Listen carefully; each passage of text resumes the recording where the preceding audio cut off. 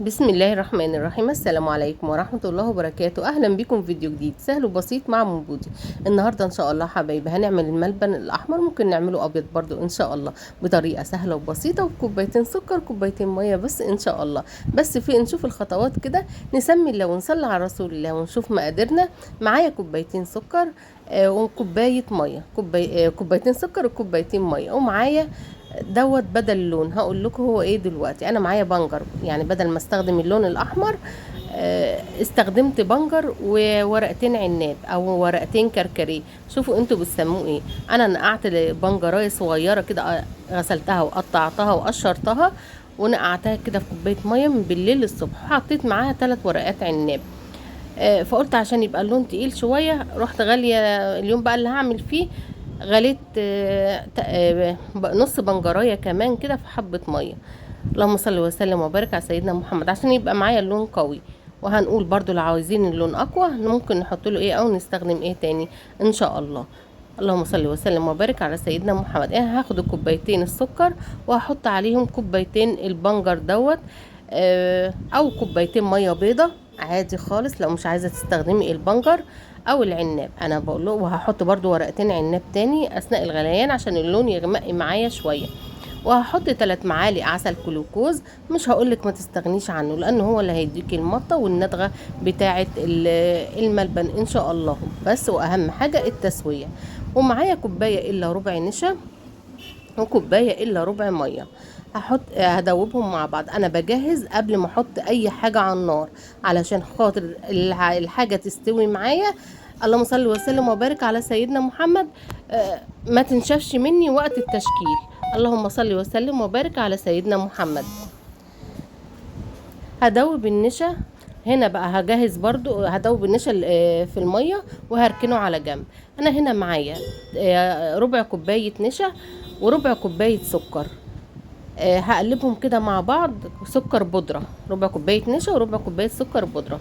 وحطيت حبه جوز هند، لو حابه تحطيه حطيه، مش حابه تحطيه ما تحطوهوش. وهنا بتدهني اللي انا عندي القالب ده ما بيلزقش الحاجه قوي يعني، فانت لو هتعملي في حاجه بلاستيك او اي حاجه تانية ادهني زيت، ويا ريت لو في زيت جوز هند تدهني بيه، هيديكي ريحه وطعم احلى واحلى برضو.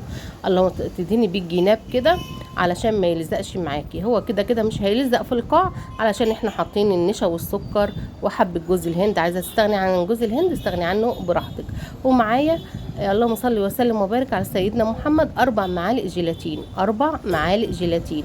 بحط لهم حوالي نص كوبايه ميه كده وبدوبهم وبركنهم برضو على جنب. هنا بقى هناخد الطاسه بالسكر بعسل الجلوكوز اللي هم كوبايتين الميه، كوبايتين السكر، ربع كوباية عسل كلوكوز أو 4 معالق عسل كلوكوز. اللهم صل وسلم وبارك على سيدنا محمد. وهحطهم على نار هادية كده لحد السكر ما يدوب خالص ويغلي معايا كده 3 دقايق أو 4 دقايق. هنحط النشا، أقلب أدي النشا تقليبة تاني. انا هنا كنت حطيت ورقتين عناب او كركديه علشان يغمقولي اللون شويه. اللهم صل وسلم وبارك على سيدنا محمد. بس قلت اثناء ال5 دقايق اللي بيغليهم دولك يطلعوا لون اغمق شويه. فانا هشيل بقى الورقتين دولك وهجهز النشا اقلبه. النشا احنا مجهزينه من الاول، اللي هي كوبايه الا ربع نشا عليها كوبايه الا ربع ميه. بقى هنا بحط النشا كده ايدي بتقلب في الميه علشان خاطر ما يتكتلش في حته واحده معايا.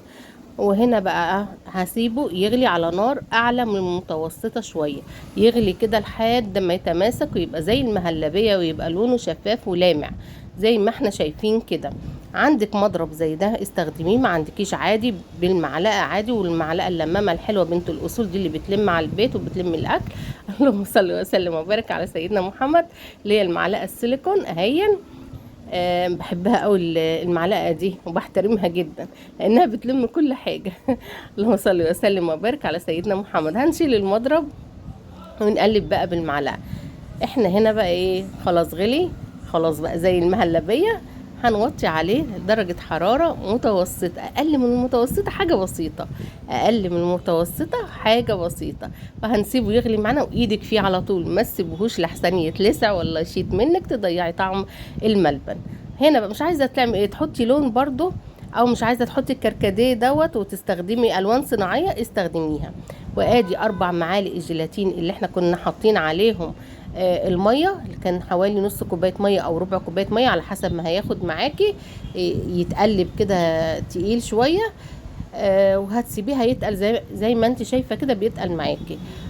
اللهم صل وسلم وبارك على سيدنا محمد. لما بيبقى زي المهلبيه كده بنحط جيلاتين بقى ونقلب كويس. وكل ما يتقل معانا شويه نهدي النار سنه، نهدي النار سنه. هنا الجيلاتين يتقلب كويس بقى. شوفوا انا هنا مبطيت النار قوي قوي قوي، شايفين حتى بيقوم بالراحه. لا، فعلتها تاني، رجعت ده علتها سنه كمان لحد ما يغلي معايا كده علشان ما يشدش معايا. بسم الله ما شاء الله. اللهم صل وسلم وبارك على سيدنا محمد. مش زي ما قلت لك مش عايزه تحطي الوان، والالوان لو هتحطي الوان صناعيه ما يتحطش في الاول كده، هنحطه في الاخر. وما نوصل امتى يتحط هقول لك. مش عايزه تحطي الوان وعايزاه ابيض بيبقى جميل قوي قوي برضو، ما تحطيش براحتك. اللهم صل وسلم وبارك على سيدنا محمد. انا ما بحبش الالوان الصناعيه، ما بحبش الحاجه ما اعرفش مصنعه من ايه او جايه من ايه. مهما يقولوا مثلا صحيه مش عارفه ايه كده، ما اعرفش، عندي شك كده فيه. اللهم صل وسلم وبارك على سيدنا محمد. هنا بقى بنقلب. هنا بقى كنت حوطتها بقى اكني موطياها للرز، اكني موطياها للرز. اقعد اقلب اقلب. معلش ريح ايدك ثواني كده وارجعي قلبي تاني، ريحي ايدك ثواني وارجعي قلبي تاني.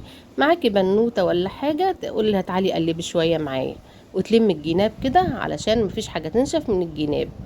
اللهم صل وسلم وبارك على سيدنا محمد. انا هنا بقى بقول لك لو عايزه تعلي اللون شويه تغمقيه شويه، انا اللون كان معايا فاتح.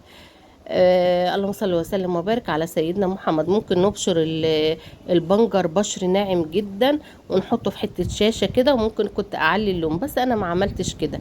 انا اهم حاجه عندي الطعم. اللهم صل وسلم وبارك على سيدنا محمد. وكان لونه حلو برضو مش وحش. احنا شايفين بيتقل ازاي. لا انا مش عايزاه ينزل من على المعلقه كده. هنا لو عايزه تقيله اللون بقى وحابه برضو تحطي الالوان صناعي، حطي نقطه لون صناعي. طيب الروايح اللي هنحطها ايه؟ بتحبي ماء الزهر حطي معلقه ماء زهر، بتحبي الفانيليا حطي الفانيليا، حطي معلقه فانيليا. بتحبي المورد حطي برضو معلقه مورد. وقلبي تاني عشان نرجع للقوام التقيل اللي كان معانا، ولسه احنا عايزينه يتقل اكتر من كده. كل ما يتقل معاكي كده احنا ماشيين صح. اللهم صل وسلم وبارك على سيدنا محمد. هنا بقى انا حطيت جوز هند، بس انت لو هتستخدمي جوز هند زيي معلقتين 3 يعني اللي يريحك. هتستخدمي جوز هند كده زي حبيبتي، ما تجيبيش الناعمه. لو لسه هتشتري ما تجيبيش جوز الهند الناعمه دي، كان اللي كانت عندي. هاتي جوز هند خشنه علشان ما تبيضش اللون معانا كده او ما تفتحش اللون معانا. اللهم صل وسلم وبارك على سيدنا محمد.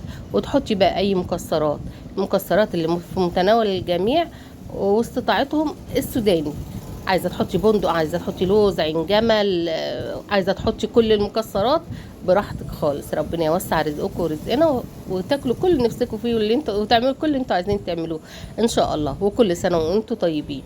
هنا شايفين بقى هنا دخل معايا على سوا اهوت. خدي بالك اوعي النار تكون عاليه. شايفين بينزل من المعلقه بصعوبه. اقلب برضو شويه كمان. وممكن تحطي اهو شايفين. وما تحطي وتبقي تحطي برضو المكسرات او جوز الهند ده لما يوصل معانا للتقل ده، يعني ما يبقى تقيل كده من على ينزل من على المعلقه بتقل. تحطي بقى المكسرات بتاعت الجوز، سواء كان جوز هند او جوز هند وسوداني زي كده، او اي مكسرات انت حباها وبتفضليها ومتوفره عندك. طيب الاطباق ديت احنا كنا مجهزينها، ممكن تحطي فيها، بس انا خفت احط في علبه بلاستيك لا تسيح بصراحه، لانه هو بيبقى سخن جدا جدا. لو عندك علبة بلاستيك قوية بتستحمل او ازاز، ممكن البايركس دوت ممكن تحطي فيه ترشيه تدهنيه زيت. ويا ريت لو زيت جوز هند، لو جبتي ب5 جنيه زيت جوز هند بس، تقولوا جوز هند، زيت جوز هند للاكل من عند العطار او من بيع خامات الحلواني وتدهني بيه. اللهم صل وسلم وبارك على سيدنا محمد. وبتعوصي المعلقه كده زيت او زيت اكل، او زيت اكل بس ما يكونش له ريحه. وزي ما قلت تحطي في الزيت رشه فانيليا كده، معلقه الزيت خديها حطيها في طبق وحطي عليها رشه فانيليا واستخدميها في دهان زي دهان الحمصيه والسمسميه الفوليه والسمسميه والحمصيه صح. الفوليه والسمسميه والحمصيه.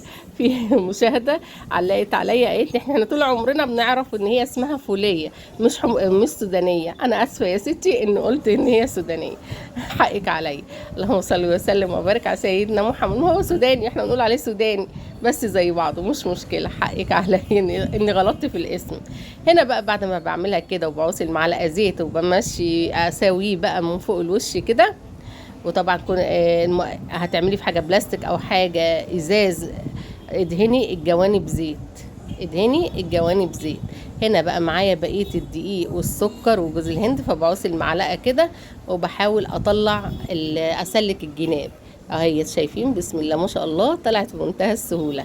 هي كانت عايزه حاجه اعلى من كده علشان يطلع الحته القطعه عاليه كده، وتطلع لو هتقطعيها طرنشات كده يطلع الطرنش باين كده شويه، بس مش مشكله، حلو برضو طعمه حلو. وكل ما يقعد كل ما يجمد، يعني كل ما تسيبيه في الطبق كده او تقطعيه برضو وتسيبيه يومين كده. يعني انا كنت عاملاها بالليل سبته للصبح، سبته للصبح، ممكن 6 ساعات 8 ساعات 4 ساعات هتبص تلاقيه جامد. لكن كل ما تسيبيه اكتر كل ما يديكي قوام احلى واحلى.